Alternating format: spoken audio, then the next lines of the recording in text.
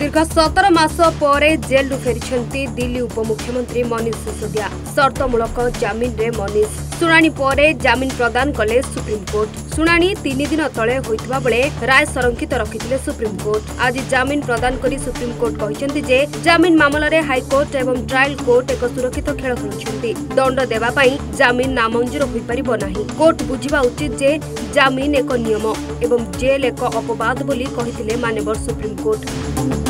तेबे तीनोटी शर्तरे Sisodia supreme court जमीन प्रदान करिसेंती। प्रथमटी हेउछि तांकु 10 लाख टंकार मुचलिका देबाकू पड़िबो। एहा व्यतीत तांकु दुईटी जमीनदार उपस्थापना करिबाकू पड़िबो। तृतीय शर्त हेउछि से निज पासपोर्ट कोर्ट को देबे। तेबे दिल्ली मद नीति दुर्नीति भूमिका थिबा अभियोग रे 26 फेब्रुआरी 2023 तारिख दिन सीबीआई सिसोदिया गिरफ करितला। सेबेठारु से जेल रे थिले।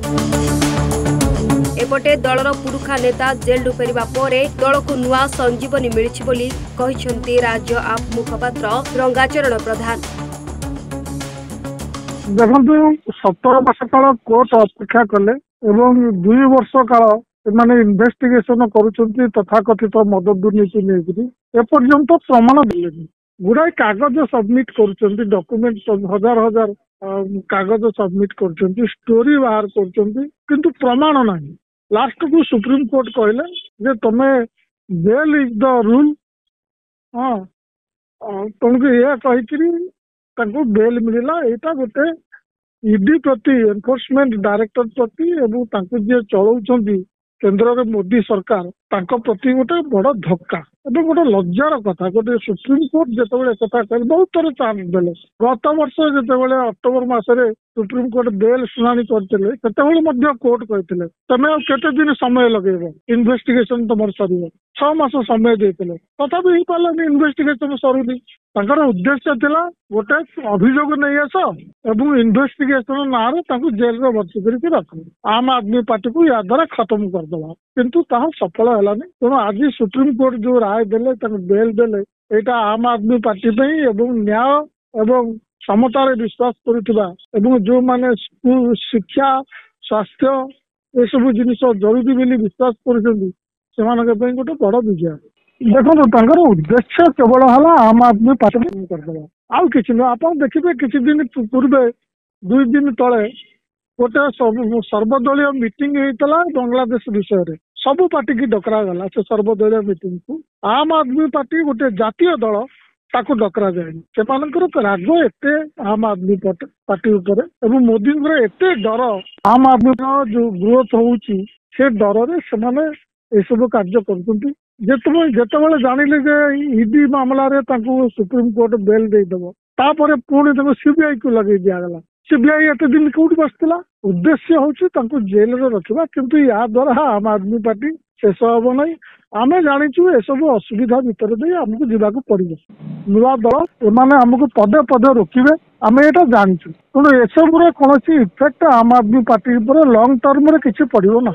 निश्चित भाव में जो भाव में दिल्ली में जीतुंट पंजाब रे जीतिले एवं गुजरात रे प्रथम थर पर गोटे तृतीय दल हिसाब से 14% भोट आनले यहाँ मोदी को आतंकित कर जो अरविंद केजरीवाल लोकप्रियता सारा भारत में एत कम दिन भितर गोटे जातीय दल मान्यता पाइबा यहाँ आतंकित कर। निश्चित भाव में मनीष सिसोदिया आमर बहुत पपुलार नेता एवं बहुत बड़ नेता से आसवा फल आम दल को संजीवनी मिलला बोली आप जोटा कहते पूरा ठीक कथा। तेणु बीजेपी जो चक्रांत थिला जो षड्यंत्र थिला सेटा आज पंड होला।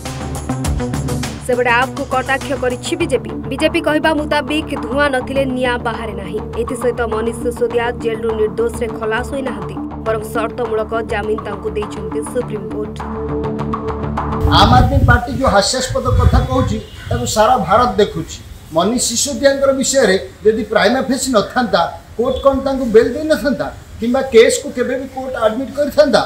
तेणु बुझिया दरकार जे मनीष सिसोदिया डेप्यूटी सीएम थिले सी मद घटन संपूर्ण रूपे जो कारबार होती पैसा पाई आ से पैसा किभली तार लिंक थिला मनी लॉन्ड्रिंग संपूर्ण भाव जो ईडी धरी से समय प्राइमा फेसी कारण तो कोर्ट ताको ग्रहण कले एवं वर्तमान जो बेल देले एमाने उत्तर दौरान कौन प्रकार ना अभिसंधि किसी नाला ना अभियोग एस्टाब्लीश हो पारानी। आश्चर्य कथा ना जब अभिसंधि किसी नाला ना अभियोग को जब एस्टाब्लीश हो पारा कोर्ट केमती केस को ग्रहण कले आम आदमी पार्टी एक कही मानवर कोर्ट उपरे ईडी उपरे सीबीआई उपरे समस्त उपरे लोकंर अविश्वास को तैयारी करुच्ची गोटे जनाधार थिया सरकार एभली अविश्वास तैयारी करने बेआईन कार्य एवं वर्तमान जो बेल मिली कंडीशनल बेल 10 लाख टंका डिपोजिट करेंगे एवं वीसा को डिपोजिट करेंगे देश बाहर को कोठी जाई परिबे नाही